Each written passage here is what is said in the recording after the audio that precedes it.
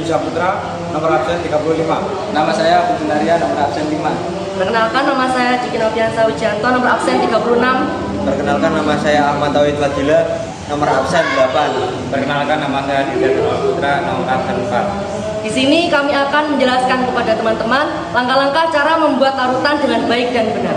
Cara membuat larutan yang pertama adalah menghitung gram yang dibutuhkan untuk membuat larutan dengan konsentrasi tertentu.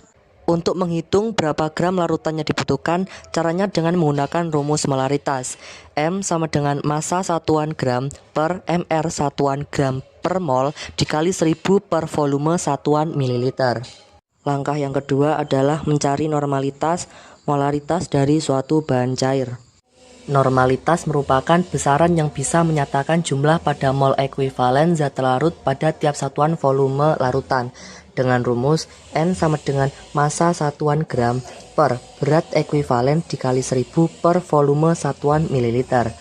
Untuk membuat larutan dari bahan cair, biasanya menggunakan teknik pengenceran, yaitu proses penurunan konsentrasi zat terlarut dalam suatu larutan, dengan rumus volume awal dikali konsentrasi awal sama dengan volume akhir dikali konsentrasi akhir. 3. Menyiapkan alat yang dibutuhkan seperti 1. Spatula, 2. Pengaduk kaca, 3. Gelas beker, 4. Labu ukur. Keempat, menimbang bahan yang akan dibutuhkan. Menimbang dilakukan untuk mendapatkan bahan yang dibutuhkan dengan ukuran yang tepat dan cermat. 5. Melarutkan bahan dengan pelarut secukupnya. Contohnya Aquades. Aquades bisa digunakan sebagai reagen pencampur zat dan juga digunakan sebagai pembersih glassware atau alat-alat laboratorium.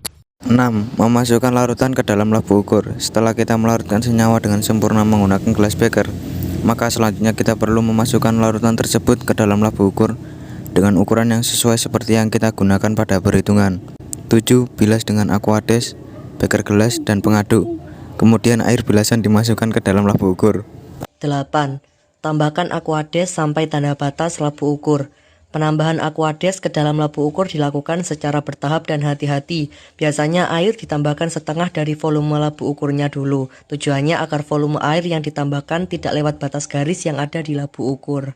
9. Gojok hingga homogen. 10. Masukkan larutan tersebut ke dalam botol bahan dan simpan di tempat yang sesuai. Penyimpanan bahan kimia yang benar bertujuan untuk meminimalisir adanya kebocoran dari bahan kimia dan bereaksi dengan bahan lain. Selain itu, penyimpanan bahan kimia yang baik bertujuan agar bahan kimia tidak mudah rusak akibat faktor tertentu.